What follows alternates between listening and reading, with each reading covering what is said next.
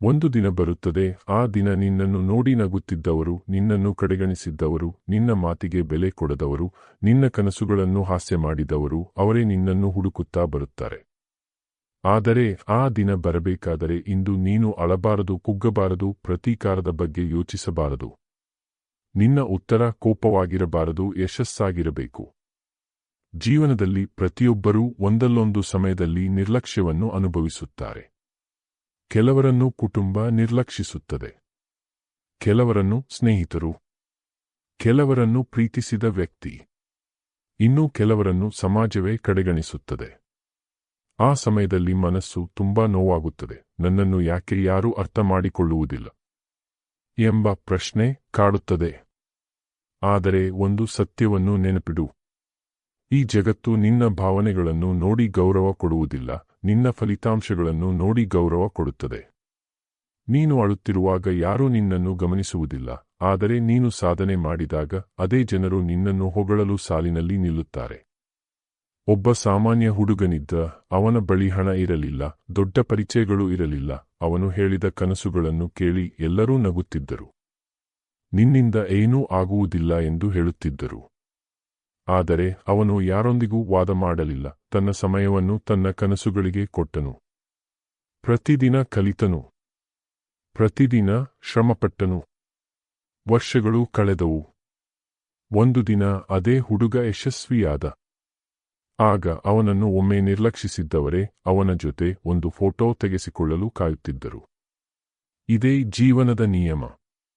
ಜನರು ನಿನ್ನನ್ನು ಇಂದು ಅಲ್ಲ, ನಿನ್ನ ಸಾಧನೆಯ ನಂತರ ಗುರುತಿಸುತ್ತಾರೆ. ಹಾಗಾದರೆ ಇಂದು ನಿನ್ನನ್ನು ಯಾರಾದರೂ ನಿರ್ಲಕ್ಷಿಸುತ್ತಿದ್ದರೆ ಅದನ್ನು ದುಃಖವಾಗಿ ತೆಗೆದುಕೊಳ್ಳಬೇಡ. ಅದು ನಿನ್ನ ಜೀವನದ ಅಂತ್ಯವಲ್ಲ, ಅದು ನಿನ್ನ ಯಶಸ್ಸಿನ ಆರಂಭವಾಗಬಹುದು. ಹೆಚ್ಚಿನ ಜನರು ಒಂದು ದೊಡ್ಡ ತಪ್ಪು ಮಾಡುತ್ತಾರೆ. ಯಾರಾದರೂ ತಮ್ಮನ್ನು ಕಡೆಗಣಿಸಿದರೆ ಅವರನ್ನು ಮೆಚ್ಚಿಸಲು ತಮ್ಮ ಜೀವನವನ್ನೇ ವ್ಯರ್ಥ ಮಾಡುತ್ತಾರೆ. ಆದರೆ ನೆನಪಿರಲಿ, ನಿನ್ನ ಮೌಲ್ಯವನ್ನು ಸಾಬೀತುಪಡಿಸಲು ನೀನು ಯಾರ ಹಿಂದೆ ಓಡಬೇಕಾಗಿಲ್ಲ. ನಿನ್ನ ಕೆಲಸವೇ ನಿನ್ನ ಪರವಾಗಿ ಮಾತನಾಡಬೇಕು. ಸಿಂಹ ಯಾವತ್ತೂ ಕಾಡಿನ ಎಲ್ಲ ಪ್ರಾಣಿಗಳಿಗೆ ತಾನು ರಾಜನೆಂದು ಹೇಳುತ್ತಾ ಓಡಾಡುವುದಿಲ್ಲ. ಅದರ ಶಕ್ತಿ ಎಲ್ಲರಿಗೂ ಗೊತ್ತಿರುತ್ತದೆ. ಅದೇ ರೀತಿ ನಿನ್ನ ಮೌಲ್ಯವನ್ನು ಪದಗಳಿಂದ ಅಲ್ಲ, ಸಾಧನೆಯಿಂದ ತೋರಿಸು. ಇಂದು ನಿನ್ನನ್ನು ನಿರ್ಲಕ್ಷಿಸುವವರು ನಿನ್ನ ಸಮಯವನ್ನು ಕಸಿದುಕೊಳ್ಳಲು ಪ್ರಯತ್ನಿಸುತ್ತಾರೆ. ಅವರು ನಿನ್ನ ಆತ್ಮವಿಶ್ವಾಸವನ್ನು ಮುರಿಯಲು ಪ್ರಯತ್ನಿಸುತ್ತಾರೆ. ಆದರೆ ನೀನು ನಿನ್ನ ಗುರಿಯ ಮೇಲೆ ಗಮನ ಕೇಂದ್ರೀಕರಿಸಿದರೆ ಒಂದು ದಿನ ಅವರೇ ನಿನ್ನ ಯಶಸ್ಸನ್ನು ನೋಡಿ ಆಶ್ಚರ್ಯಪಡುತ್ತಾರೆ. ಒಂದು ದಿನ ನಿನ್ನ ಜೀವನ ಬದಲಾಗುತ್ತದೆ. ಆಗ ನಿನ್ನನ್ನು ನಿರ್ಲಕ್ಷಿಸಿದ್ದವರು ನಿನ್ನನ್ನು ಮತ್ತೆ ಸಂಪರ್ಕಿಸಲು ಪ್ರಯತ್ನಿಸುತ್ತಾರೆ. ಆದರೆ ಆಗ ನೀನು ಅಹಂಕಾರ ತೋರಿಸಬೇಡ. ವಿನಯದಿಂದಿರು. ಏಕೆಂದರೆ ನಿಜವಾದ ಯಶಸ್ಸು ಪ್ರತೀಕಾರದಲ್ಲಿ ಇಲ್ಲ, ವ್ಯಕ್ತಿತ್ವದಲ್ಲಿ ಇದೆ. ಜೀವನದಲ್ಲಿ ಒಂದು ವಿಚಿತ್ರ ನಿಯಮವಿದೆ. ನೀನು ಖಾಲಿ ಕೈಯಲ್ಲಿ ಇದ್ದಾಗ ನಿನ್ನ ಸುತ್ತ ಜನರ ಸಂಖ್ಯೆ ಕಡಿಮೆ ಇರುತ್ತದೆ. ಆದರೆ ನಿನ್ನ ಕೈಯಲ್ಲಿ ಯಶಸ್ಸು, ಗೌರವ ಮತ್ತು ಆತ್ಮವಿಶ್ವಾಸ ಬಂದಾಗ ನಿನ್ನನ್ನು ಒಮ್ಮೆ ನಿರ್ಲಕ್ಷಿಸಿದವರೇ ನಿನ್ನ ಹತ್ತಿರ ಬರಲು ಪ್ರಯತ್ನಿಸುತ್ತಾರೆ. ಇದು ಅದೃಷ್ಟವಲ್ಲ, ಇದು ಜೀವನದ ಸತ್ಯ. ಹಲವರು ಯೋಚಿಸುತ್ತಾರೆ, ಅವರು ನನ್ನನ್ನು ಯಾಕೆ ನಿರ್ಲಕ್ಷಿಸಿದರು? ಆದರೆ ಈ ಪ್ರಶ್ನೆಗೆ ಉತ್ತರ ಹುಡುಕುತ್ತಾ ಸಮಯ ವ್ಯರ್ಥ ಮಾಡಬೇಡ. ಬದಲಾಗಿ ನಾನು ನನ್ನನ್ನು ಹೇಗೆ ಉತ್ತಮಗೊಳಿಸಬಹುದು ಎಂಬ ಪ್ರಶ್ನೆ ಕೇಳು. ಇದೇ ಪ್ರಶ್ನೆ ನಿನ್ನ ಜೀವನವನ್ನು ಬದಲಾಯಿಸುತ್ತದೆ. ನಿರ್ಲಕ್ಷ್ಯವು ಕೆಲವೊಮ್ಮೆ ದೇವರು ಕೊಡುವ ದೊಡ್ಡ ಪಾಠವಾಗಿರುತ್ತದೆ. ಏಕೆಂದರೆ ಎಲ್ಲರೂ ನಿನ್ನನ್ನು ಹೊಗಳುತ್ತಿದ್ದರೆ ನೀನು ಬೆಳೆಯಬೇಕಾದ ಅಗತ್ಯವನ್ನು ಅನುಭವಿಸುವುದಿಲ್ಲ. ಆದರೆ ಯಾರಾದರೂ ನಿನ್ನನ್ನು ಕಡಿಮೆ ಅಂದಾಗ ನಿನ್ನೊಳಗಿನ ಶಕ್ತಿ ಎಚ್ಚರವಾಗುತ್ತದೆ. ಇಂದು ನಿನ್ನ ಬಗ್ಗೆ ಜನರು ಏನು ಹೇಳುತ್ತಾರೆ ಎಂಬುದು ಮುಖ್ಯವಲ್ಲ. 5 ವರ್ಷಗಳ ನಂತರ ನಿನ್ನ ಜೀವನ ಹೇಗಿರುತ್ತದೆ ಎಂಬುದೇ ಮುಖ್ಯ. ಜನರ ಮಾತು ಪ್ರತಿದಿನ ಬದಲಾಗುತ್ತದೆ. ಆದರೆ ನಿನ್ನ ಪರಿಶ್ರಮದ ಫಲ ವರ್ಷಗಳವರೆಗೆ ಉಳಿಯುತ್ತದೆ. ಯಾರಾದರೂ ನಿನ್ನನ್ನು ಕಡೆಗಣಿಸಿದಾಗ 2 ದಾರಿಗಳಿವೆ. ಮೊದಲನೆಯದು ದುಃಖಪಟ್ಟು ನಿನ್ನ ಜೀವನವನ್ನು ಹಾಳು ಮಾಡಿಕೊಳ್ಳುವುದು. ಎರಡನೆಯದು ಆ ನೋವನ್ನೇ ಶಕ್ತಿಯನ್ನಾಗಿ ಮಾಡಿ ಎತ್ತರಕ್ಕೆ ಏರುವುದು. ಬುದ್ಧಿವಂತರು ಎರಡನೇ ದಾರಿಯನ್ನು ಆರಿಸಿಕೊಳ್ಳುತ್ತಾರೆ. ವಜ್ರವು ಕಲ್ಲಿನಂತೆ ಕಾಣುವ ಸಮಯವೂ ಇತ್ತು. ಅದರ ಮೌಲ್ಯವನ್ನು ಗುರುತಿಸಿದ ನಂತರವೇ ಅದು ಅಮೂಲ್ಯವಾಯಿತು. ಅದೇ ರೀತಿ ಇಂದು ಜನರಿಗೆ ನಿನ್ನ ಮೌಲ್ಯ ಗೊತ್ತಿಲ್ಲ ಎಂದರೆ ಅದರಿಂದ ನಿನ್ನ ಮೌಲ್ಯ ಕಡಿಮೆಯಾಗುವುದಿಲ್ಲ. ಯಶಸ್ಸು ಎಂದರೆ ಹಣ ಮಾತ್ರವಲ್ಲ, ಉತ್ತಮ ಆರೋಗ್ಯ, ಉತ್ತಮ ವ್ಯಕ್ತಿತ್ವ, ಆತ್ಮವಿಶ್ವಾಸ, ಜ್ಞಾನ ಮತ್ತು ಮನಸ್ಸಿನ ಶಾಂತಿ ಇವೆಲ್ಲವೂ ಯಶಸ್ಸಿನ ಭಾಗಗಳು. ಇವುಗಳನ್ನು ಬೆಳೆಸಿಕೊಳ್ಳು. ಆಗ ಜನರು ನಿನ್ನನ್ನು ಹುಡುಕಿಕೊಂಡು ಬರುತ್ತಾರೆ. ಕೆಲವರು ನಿನ್ನನ್ನು ಬಳಸಿಕೊಳ್ಳಲು ಮಾತ್ರ ಹತ್ತಿರ ಬರುತ್ತಾರೆ. ಕೆಲಸ ಮುಗಿದ ನಂತರ ದೂರ ಹೋಗುತ್ತಾರೆ. ಅಂತಹವರ ಹಿಂದೆ ಓಡಬೇಡ. ನಿನ್ನನ್ನು ನಿಜವಾಗಿಯೂ ಗೌರವಿಸುವವರನ್ನೇ ಜೀವನದಲ್ಲಿ ಉಳಿಸಿಕೋ. ಪ್ರತಿದಿನ ಕನ್ನಡಿಯ ಮುಂದೆ ನಿಂತು ಒಂದು ಮಾತು ಹೇಳಿಕೋ, ನಾನು ಯಾರಿಗೂ ನನ್ನ ಮೌಲ್ಯವನ್ನು ಸಾಬೀತುಪಡಿಸುವುದಿಲ್ಲ, ನನ್ನ ಸಾಧನೆಯೇ ನನ್ನ ಪರಿಚಯ. ಈ ಒಂದು ವಾಕ್ಯ ನಿನ್ನ ಮನಸ್ಸಿನಲ್ಲಿ ಬೆಂಕಿ ಹಚ್ಚುತ್ತದೆ. ಇಂದಿನಿಂದ ಒಂದು ನಿರ್ಧಾರ ಮಾಡು. ಯಾರಾದರೂ ನಿನ್ನನ್ನು ನಿರ್ಲಕ್ಷಿಸಿದರೆ ಅದರ ಬಗ್ಗೆ 5 ನಿಮಿಷಕ್ಕಿಂತ ಹೆಚ್ಚು ಯೋಚಿಸಬೇಡ. ಆ ಸಮಯವನ್ನು ನಿನ್ನ ಗುರಿಗಾಗಿ ಬಳಸಿಕೋ. ಒಂದು ಪುಸ್ತಕ ಓದು. ಹೊಸ ಕೌಶಲ್ಯ ಕಲಿತುಕೋ. ವ್ಯಾಯಾಮ ಮಾಡು. ನಿನ್ನ ಕನಸಿನ ಕಡೆ ಒಂದು ಹೆಜ್ಜೆ ಮುಂದೆ ಇಡು. ಒಂದು ದಿನ ಯಶಸ್ಸು ನಿನ್ನ ಬಾಗಿಲು ತಟ್ಟಿದಾಗ ನಿನ್ನನ್ನು ನಿರ್ಲಕ್ಷಿಸಿದ್ದವರು ನಿನ್ನ ನಂಬರ್ ಹುಡುಕುತ್ತಾರೆ. ನಿನ್ನೊಂದಿಗೆ ಮಾತನಾಡಲು ಬಯಸುತ್ತಾರೆ. ನಿನ್ನ ಸಲಹೆ ಕೇಳುತ್ತಾರೆ. ಆದರೆ ಆಗ ನಿನಗೆ ಕೋಪ ಇರಬಾರದು. ಏಕೆಂದರೆ ನೀನು ಈಗ ಅವರಿಗಿಂತ ಎತ್ತರದಲ್ಲಿ ನಿಂತಿರುವೆ, ಅಹಂಕಾರದಿಂದಲ್ಲ, ವ್ಯಕ್ತಿತ್ವದಿಂದ. ಜೀವನದಲ್ಲಿ ಶಾಂತವಾಗಿ ಕೆಲಸ ಮಾಡುವವರೇ ದೊಡ್ಡ ಮಟ್ಟಕ್ಕೆ ಹೋಗುತ್ತಾರೆ. ಹೆಚ್ಚು ಮಾತನಾಡುವವರನ್ನು ಜನರು ಬೇಗ ಮರೆತು ಬಿಡುತ್ತಾರೆ. ಆದರೆ ಸಾಧನೆ ಮಾಡುವವರನ್ನು ಜಗತ್ತು ನೆನಪಿಡುತ್ತದೆ.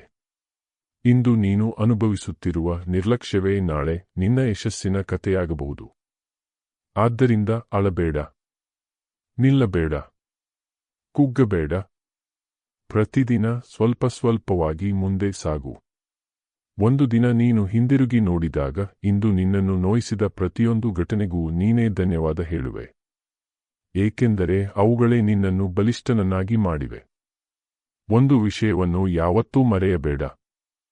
ಜಗತ್ತು ನಿನ್ನ ಇಂದಿನ ಸ್ಥಿತಿಯನ್ನು ನೋಡಿ ತೀರ್ಪು ಕೊಡಬಹುದು, ಆದರೆ ದೇವರು ನಿನ್ನ ಭವಿಷ್ಯವನ್ನು ನೋಡಿ ಅವಕಾಶಗಳನ್ನು ಸೃಷ್ಟಿಸುತ್ತಾನೆ. ಆದ್ದರಿಂದ ಇಂದು ಯಾರಾದರೂ ನಿನ್ನನ್ನು ನಿರ್ಲಕ್ಷಿಸುತ್ತಿದ್ದರೆ ಅದು ನಿನ್ನ ಅಂತಿಮ ಪರಿಚಯವಲ್ಲ.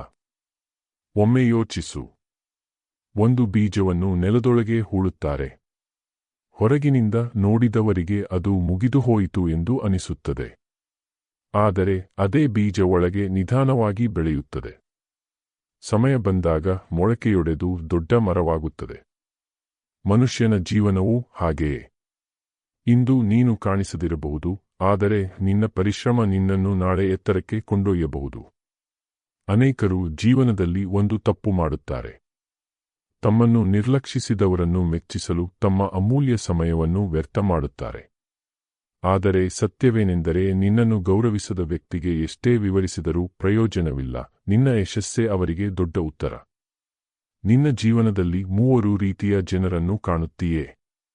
ಮೊದಲನೆಯವರು ನೀನು ಸೋತಾಗ ನಗುವವರು. ಎರಡನೆಯವರು ನೀನು ಹೋರಾಡುತ್ತಿರುವಾಗ ದೂರ ನಿಲ್ಲುವವರು. ಮೂರನೆಯವರು ನೀನು ಗೆದ್ದ ನಂತರ ನಿನ್ನ ಸ್ನೇಹಿತರಂತೆ ವರ್ತಿಸುವವರು. ಇವರನ್ನು ಗುರುತಿಸಲು ಕಲಿತುಕೋ. ಯಶಸ್ಸು ಬಂದ ನಂತರ ಎಲ್ಲರೂ ನಿನ್ನ ಜೊತೆಗೆ ಇರಲು ಬಯಸುತ್ತಾರೆ. ಆದರೆ ಕಷ್ಟದ ಸಮಯದಲ್ಲಿ ನಿನ್ನ ಜೊತೆ ನಿಂತವರನ್ನೇ ಜೀವನದಲ್ಲಿ ಕಾಪಾಡಿಕೋ. ಅವರೇ ನಿಜವಾದ ಸಂಪತ್ತು.